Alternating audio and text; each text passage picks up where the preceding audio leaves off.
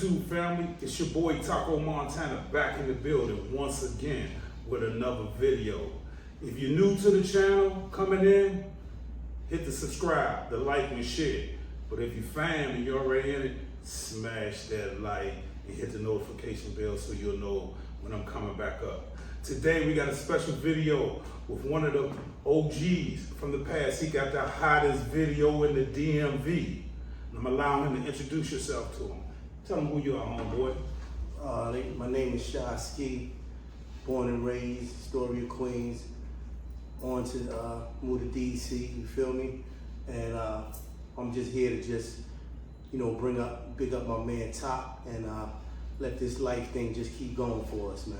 That's what's up. So, Ski, can you tell the people, you already said you're from Queens, but I'm saying, tell them your travel, where else you live, what schools you went to, the little background in your education so, they'll get a little knowledge of it. All right, well, I was born and raised in Queens, New York. Salute, New York. Astoria Projects.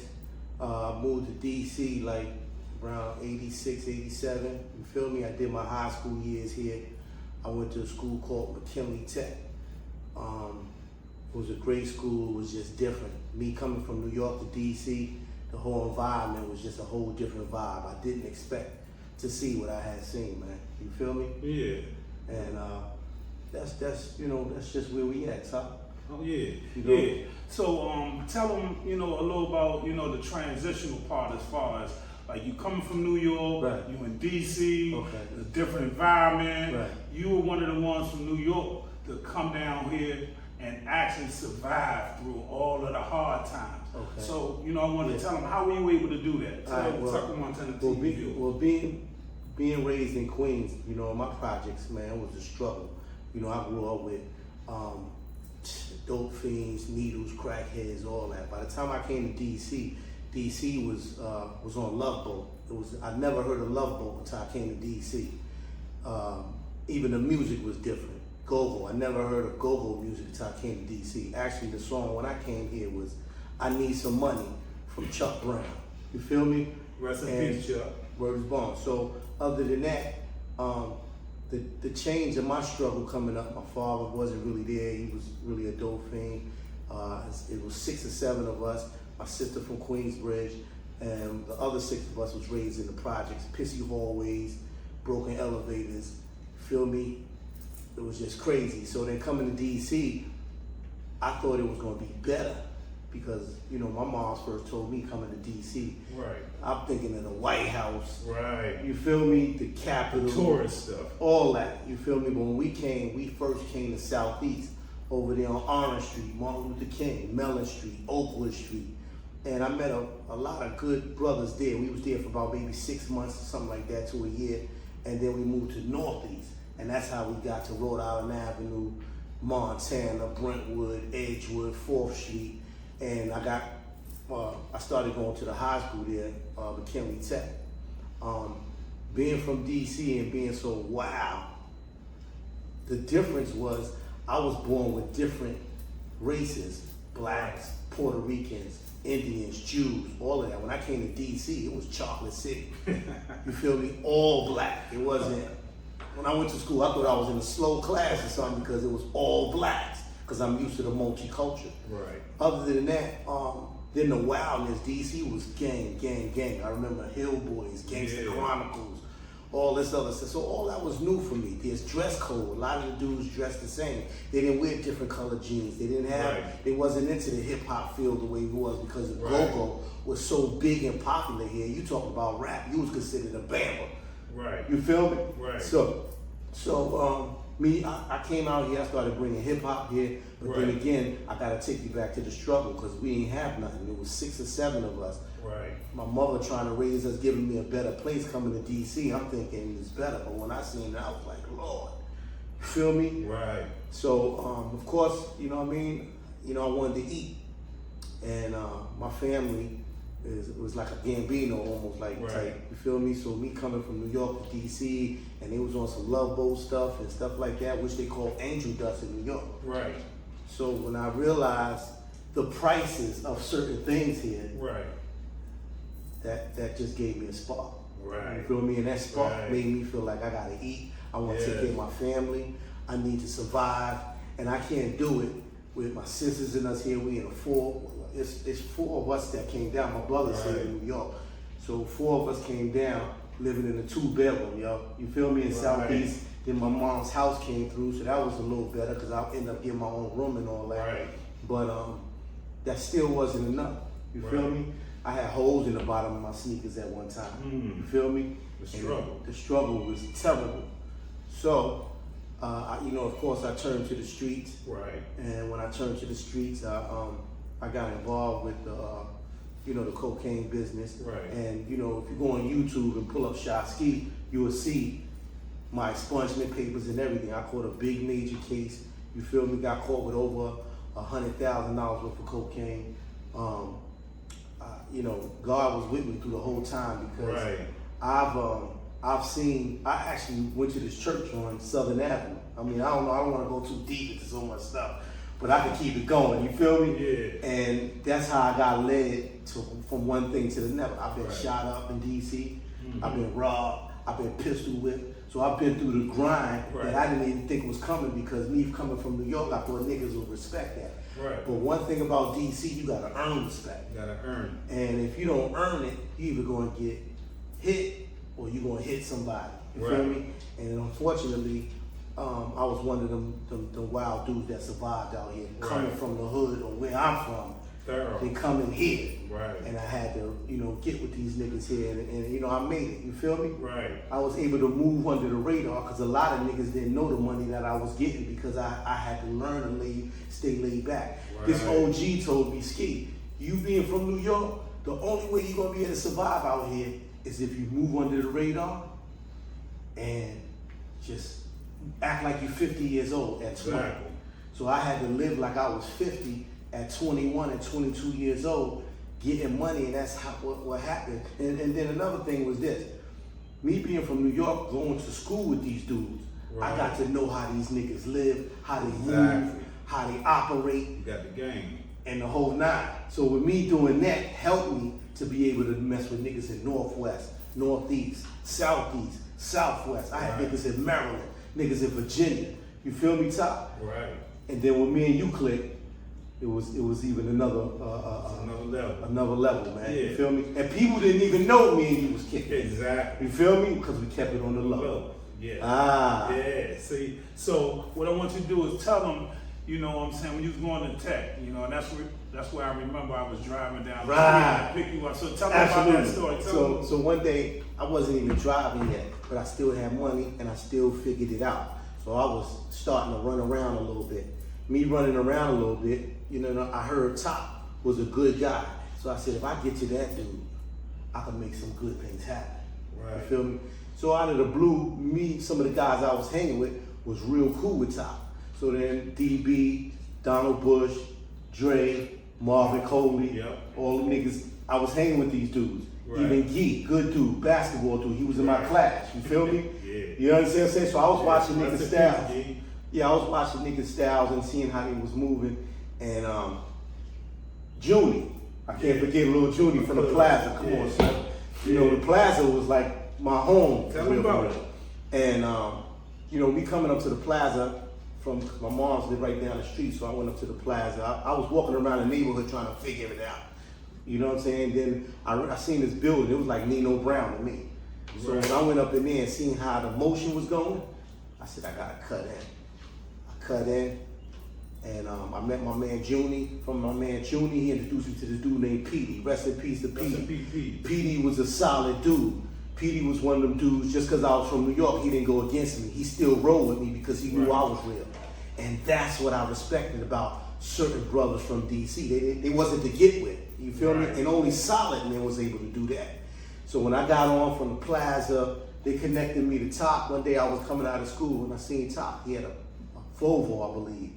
It had BBS's on it. I was looking, I said, yo, that joint hot.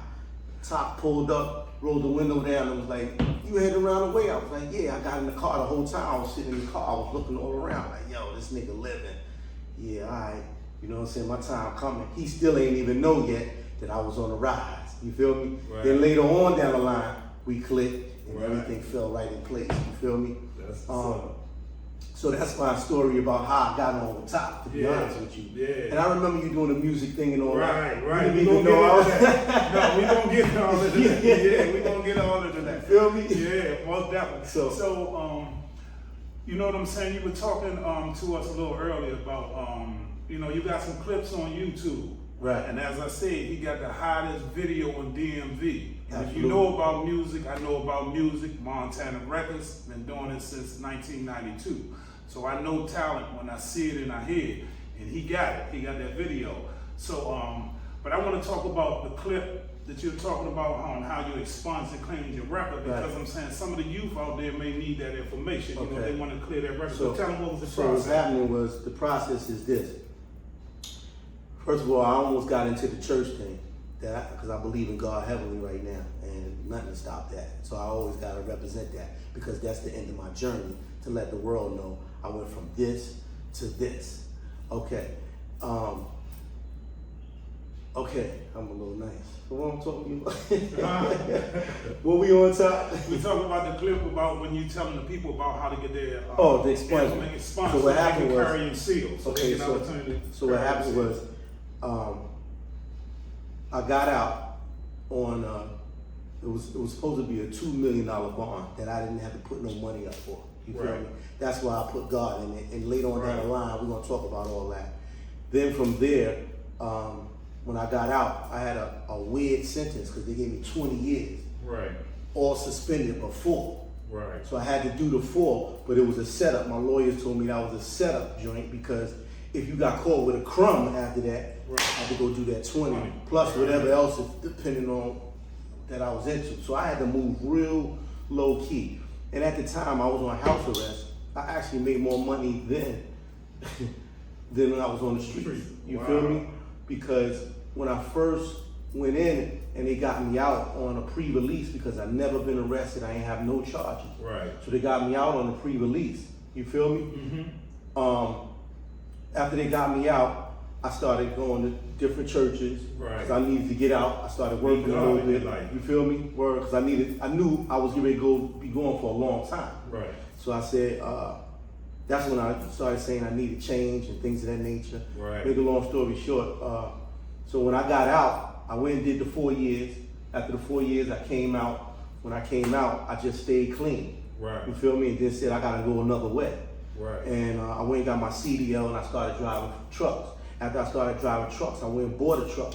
Right. Then from me buying a truck, I started staging $1 million homes. Right. So then now I got the people renting my trucks for me to load their furniture and stuff on the truck. Right. So I went from 1 truck to 3 trucks. You see what I'm saying? That's the company I got. It's called ELS Transportation. So I got Say it again for them, so they'll know. ELS Transportation. I got that going right now. You see what I'm saying? Up to this day. So from then, I stayed clean. And after a certain amount of time, it was about a couple of years, I went to try to get an expungement, but they was telling me with this charge of me with a plea deal, you could never get this expunged. This is forever on my record. So, I was told that laws change. Hey, have hope, have hope. Have hope. 10 years later, 15 years later, now it became 20 years later, they changed the laws 2 or 3 years ago. When I found out, I went straight to my lawyers. Victor Houlon, Fency, those were my lawyers. Right. They located out in Maryland and Beltsville, Greenbelt. Right. You feel me? You can look them up. Once you, Richard Fency, once you look them up, it'll come right up. And they put my paperwork through, 30 days, I got the expungement. That's from being clean and staying out of the law's ways for years. Right. You feel me? So basically, you were in the game at one point in time. Yep. You saw that, hey, this ain't going nowhere. I need to change my life. Absolutely. So then you decide to give your life to God, man. Absolutely. That's honorable. Absolutely. You know what I'm saying? Hold up for a second. If you're just coming in the building, hit the subscribe, the like, the share, and the notification bell. But so we want to go and go back to New York. You know what I'm saying? Because right now, it's the 50-year anniversary of hip hop. Right. You know what I'm saying? So you come up during that time. And also, it's a documentary about hip hop, Microphone Check. Right. So, tell the people, on Taco Montana TV, although that you were down here, you still kept your ties with a lot of New Yorkers that were friends that you grew up with Absolutely. that are in the business. So can you Right. tell us some of the people who you know that are in the business that you grew up with over in Right. Queensbridge? Well, Nas and them niggas is from our hood. Mobb Deep and them is from our hood. I roll with Prodigy. I mean, me and him sat down in D.C. next to each other. Right. We did, when they did the Shook Ones video in Southwest, I was Right. on stage with them. Me and Prodigy, before he died, years, man, we used to sit down and just build. Rest in peace, bro. You know what I'm saying? Rest in peace to Prodigy. My man Godfather, another good dude out of Queensbridge. He's still right now, and he's still doing music. Look him up, Godfather Part 3. My man Taheem, he did Equal Standard. Right. Rest in peace to Taheem. Rest in peace, You feel me? Taheem. Ron Dew, that's my man. Rest in peace to Ron Dew. He Rest just in died peace, a bro. month after Taheem died. Yeah. I like to still give shout out to rest in peace to Felton, Wag, another Queensbridge homie. You feel me?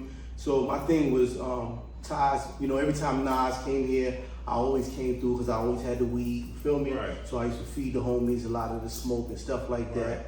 They wanted an official New York brother to come make sure they Right. was good. Like I said, Mobb Deep, Nas, Miss Jones is from my project. Super Lover C and Casanova Rudd. Remember that song? Right, Girls, right. I got a block, pump it up.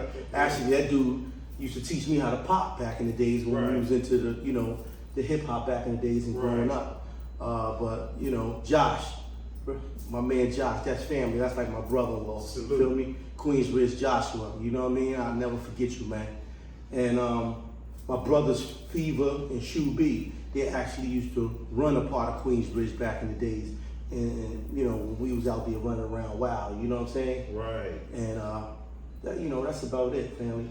Okay, so when you were up there, I'm saying, you know, since we're on the subject of hip hop, were you able to go to a lot of the little hip hop venues where, you know, where they were doing like when they were going back and forth with the little rap feuds, like the Kumo D's and people of that nature? Because I know it was once upon a time that KRS-One, he was going hard when it was all the boroughs against boroughs, Okay, and they were yeah. going hard against, Right. and then Nas stepped up for Right. Queens. See, So- what happened with that was more like it was the KRS-One and MC Shan thing. Right, okay. So, you know, Queens and the Bronx, we ain't really get along. You feel me? Right. Then there was a big thing about who brought out hip hop. You feel me? Right, right. But if you think about it, we all know most of the rappers are coming from now today. Queens. Who got us? Nobody. You feel Right. me? You know, the Bronx was always doing their thing. You know, the Bronx is cool. You feel me? Yeah. But I'm a Queens nigga for real. You see what I'm Right, saying? right. I used to go to the Bronx every weekend to my grandmother's and all that. It was a cool place to go chill every now and then. You know what I'm saying? Right.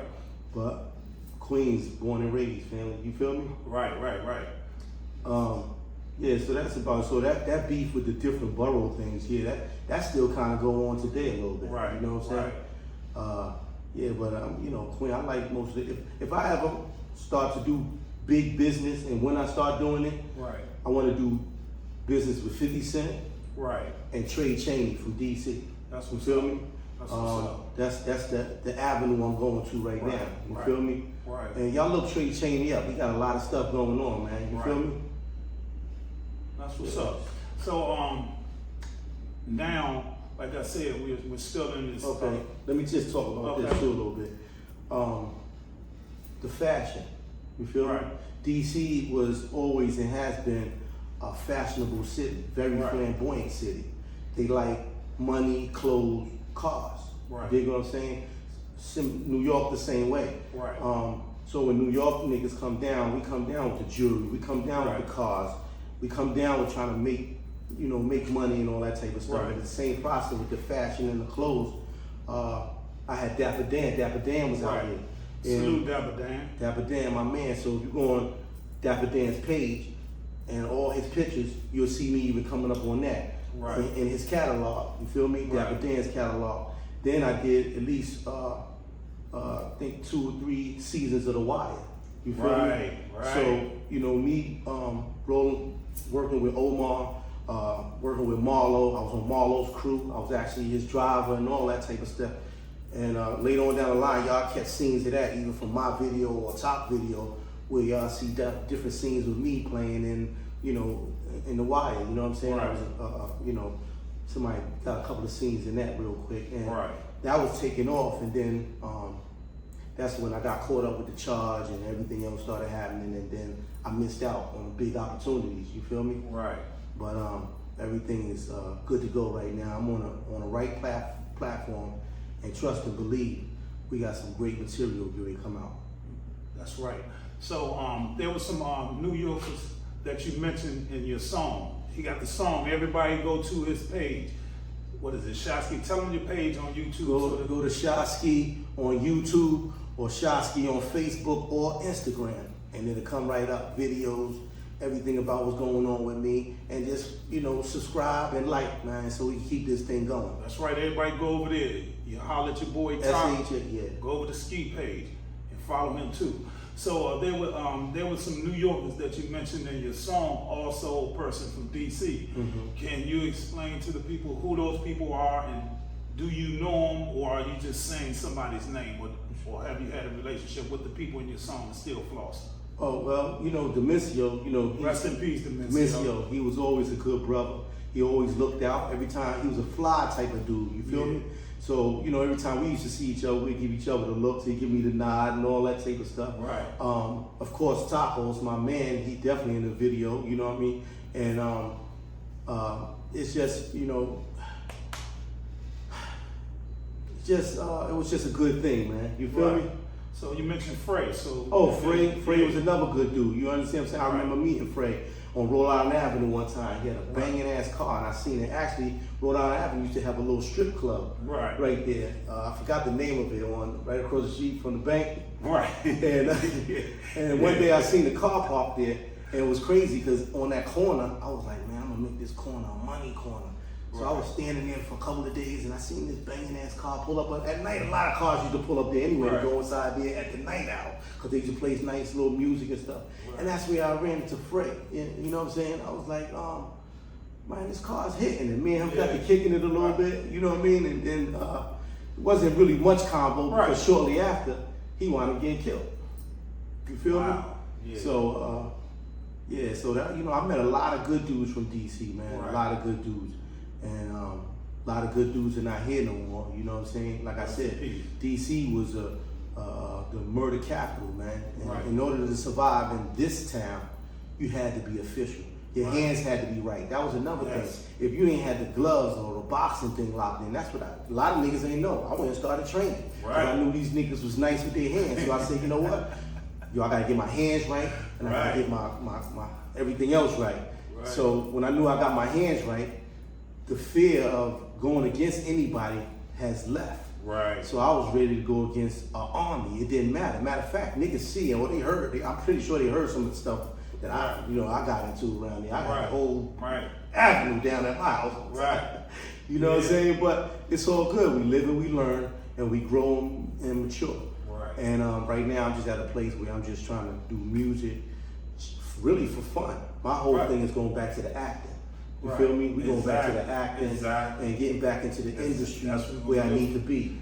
And you know, that's where I'm headed. The music we doing is for fun. You feel me? We got our own bags. I don't really need no label. You feel me? I got my own cash. You dig what I'm saying? So other than that, it's all good. Oh, I want to give a big shout out to Juju and Applejack. Salute. You feel me? Applejack, Juju. Yeah, because Juju was another a good man that came into my life. And I met Juju through my man Tom. Rest in peace, Tom from P Street and all that stuff. And Hanover, I think, and all that area.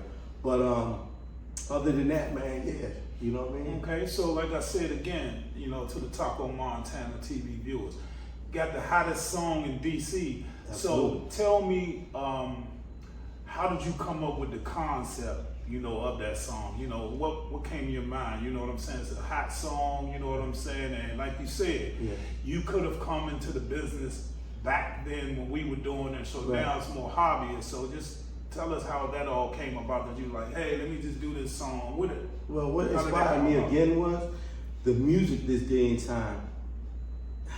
I'm staying with my era. I don't have nothing to do with the younger youth. I like what they're doing. I respect what they're doing. I give the young youth props on what they're doing because they're getting money. As long as you get money, I respect it. But I know that we missing some good music. And a lot of people is starting to go back to that 90s era of music. Right. They want to hear that flow. They want to party again. They want to Right. dance again. They don't have none of that right now. Right. So I figured, yo, let me help out the industry. Right. You feel me? Let me take my bag and put it out there. Just so people could start dancing again and having Right. fun in the clubs again and going to meet the chicks and, you know, we vibing. You feel me? Right. We need that love back again in this music, man. That's So right. I figured, hey, let me go ahead and try to help inspire others to let them know that old school rap ain't going nowhere. Right. Right. You feel me? Right. And you know what I mean? That's just what it is. Again, I respect the youth. I love what they doing, and keep it going. But I think our era need to put more music out for our Right. age group, Right. and you know, things of that nature. Right. You feel me? That's what's up. So, another thing is, I want you to tell them. I mean, I know I've heard, you know, behind the scenes, some of your other songs and projects. So let them know when you got some new things that's coming up. You know what I'm saying? Because that video was hot, and so we want to know: Right. Are you gonna perform? Are you gonna be in clubs performing it? You know, where can we see you perform this? You know, because the songs are hot. So you know, let the people know. Listen, or you could always DM me for shows or anything. Go to Shaskee on YouTube or anyway, DM me if you want to get things going on with me, or you know what I mean, we can communicate that way. We got a video you're ready to do in 2 more weeks. I just left the studio this morning from doing 2 songs. So we continuously just building content, continuously just keep on just doing things so we can have it for the people to see and be comfortable Right. and happy that we got this good 90s music. Get ready to drop back out again. But in 2 weeks, y'all should see another video, get ready to hit the scenes again. Right. Definitely. Okay, so another thing I want to get into because of you, I'm saying you brought, you know, I want you to tell the people who it is. You brought someone down from New York to meet me. You know what I'm saying? We had met up Georgetown. Right. You know, and we were ready to put something together before the brother tragically lost his life. Right. So can you tell the people everything that was going on? Because I'm saying, you know, if I said it, you know what I'm saying, you were eyewitnesses, Right. plus there was a few other people there, but I'm saying you could tell them because you were the one who brought the whole idea to me. When Right. you brought them to me. So can you Okay. tell them who that is? Well, again, it's Taheem Bryant. Rest in peace. He just did a movie a year and a half, 2 years ago with Ice-T. It was successful music. It was big. Fortunately, he went to a party with a lot of the other guys from the hood out there in Queensbridge. And before he got killed, a week or 2 before he got killed, Right. he flew into DC, picked him up from the airport, and we rode around DC. We picked up Taco and everything because he was writing a whole new movie out about DC, about Taco, about me, and other brothers That's right. on what was going on in DC because he felt like DC didn't get the shine that they supposed to get. And we haven't for real Right. yet. But it's coming. And so he came and he was writing out a whole movie. He had everything going. And Taheem Bryant, again, rest in peace. Equal Standards, a great movie. You got to go see it. You can pull it up right now. That's You can right. see it. Check that out. But he came down, Taco, we rode all around. I mean, we took a whole day. He was writing down scripts and writing. I mean, this is just work. We got up early in the morning on the grind, and we just kept going just to get this project done. And unfortunately, he lost his life, and that got canceled. So hopefully, we're looking for Trey or 50 or somebody big to come and say, yo, Sha, come on, man, let's go ahead and put this thing back Right. together for DC, and we make it happen. Which we're going to do it, because if don't nobody do it, then I'm going to take my own bread, Exactly. and we're going to go ahead and make that thing happen. Nothing stops us. Every day is connected to another day. That's right. That's right. And you heard that from Shaskee. There you go. So Ski, you know, most of the time before, you know, I kind of sum it up and, you know, go out the door, you know what I'm saying? Because I want to give the people an opportunity to get to know you. So could you tell the youth something that would inspire them so that they could do the right thing like Spike Lee in life and be successful? Because you have changed your life. You know, you started here and then you went through your transformation. You got God in your life and now you changed and now you're at peace with yourself. So You know, if it's a youth that's going through that same thing, you know, we want to tell them that, hey, it can get better. So can you give them, you know, little words of wisdom? The words of wisdom I'm gonna give you guys is this. Learn to at least try to listen, number one, to the OGs. If you out there running around, listen to somebody that can help influence and change some of your thinking. That's number one. Number two, the respect thing. If you give respect, you're gonna get it. You feel me? And that's just, you gotta balance life like that. You can't just get the money and think that's all that comes with it. Nah, you'd be surprised on how many guys is behind closed doors that's holding hands praying. You'd be surprised on how many guys is saying, you know, just giving back. And we just gonna tell you, keep going, never give up, and know that it's an opportunity as long as you stay consistent. That's what's up, man. You know, I couldn't have said that better myself. Ski, can you do one more thing for me? Yes, sir. Can you tell these people, I know they've heard it, but we gotta keep banging in the ground. Tell them how they can reach you on social media, just in case you got some people who wanna do a little collaboration with you. Mm-hmm. You got some people who wanna possibly bring you for a movie because you got that talent. Yeah. Tell the people how they can reach you. You can reach me, go on Facebook, DM me, Shaskee, Shaskee, or Instagram, Shaskee. You can find me there. Go on YouTube, look at all the clips, subscribe, and I got you. We're gonna make this happen. DC, stand up. That's what's up. And a word from our sponsors. Pick up your copy of the Taco Montana Clandestine Hustler by shopping Amazon. Get this real story, as you see, this real live person here. Everybody is involved in this book. So pick up your copy by shopping Amazon today.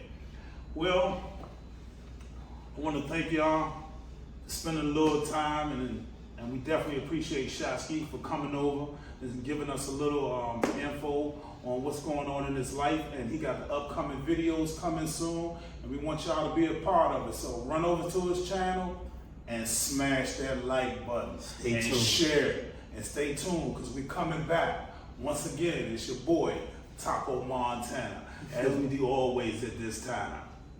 Until next time, I'll holler at you. Peace. Peace.